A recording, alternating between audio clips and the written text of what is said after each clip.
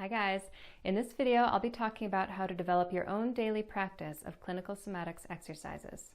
This is intended for people who are enrolled in my online program and for people who have learned clinical somatics elsewhere.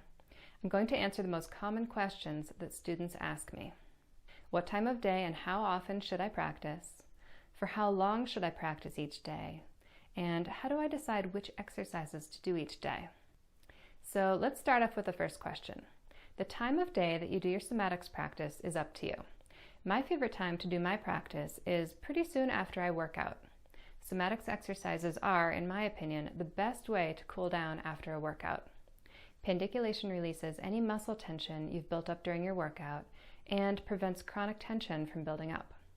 I find that the exercises also improve circulation and speed up the recovery process. As long as I do my somatics practice every day, I never feel sore or tight, and I'm always ready to work out the next day. Now, if I don't have time to do my practice right after my workout, or if I don't work out that day, I'll do my somatics practice in the late afternoon or evening, when I've done most of my movement for the day.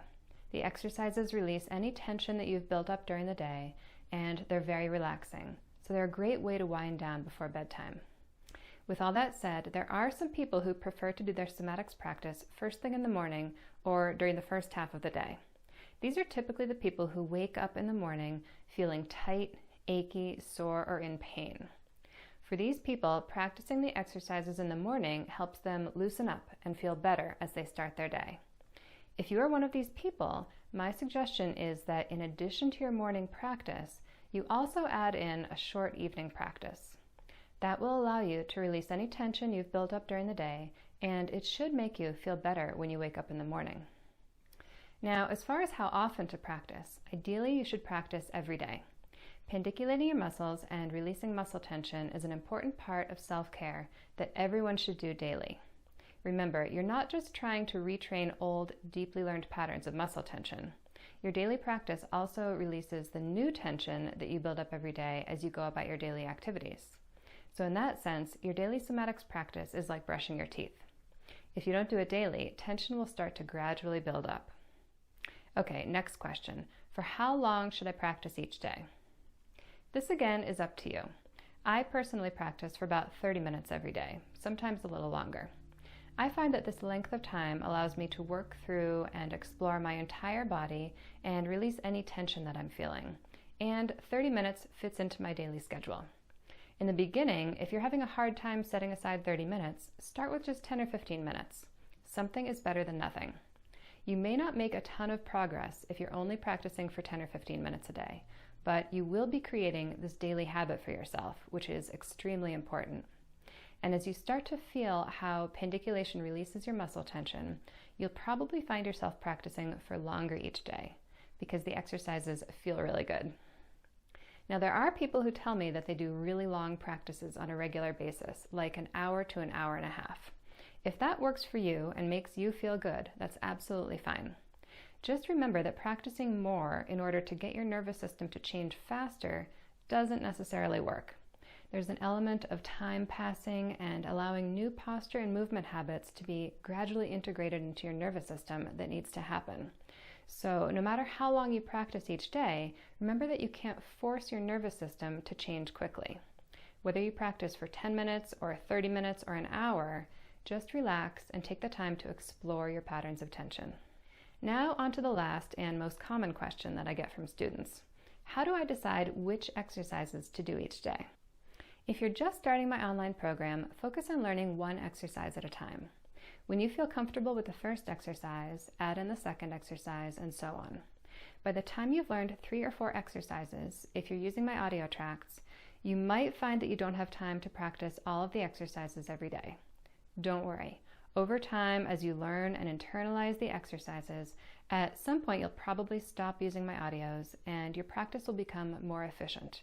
So you'll be spending less time on each exercise. So when you get to that point where you feel like you don't have time to practice all of the exercises you've learned each day, that's when you start to pick and choose which ones you want to practice. You can start alternating, so you could practice 3 or 4 exercises one day and then practice 3 or 4 different exercises the next day. Or you might decide to do 1 or 2 certain exercises every day, the exercises that you feel help you the most, and rotate through a few others with the remaining time that you have each day.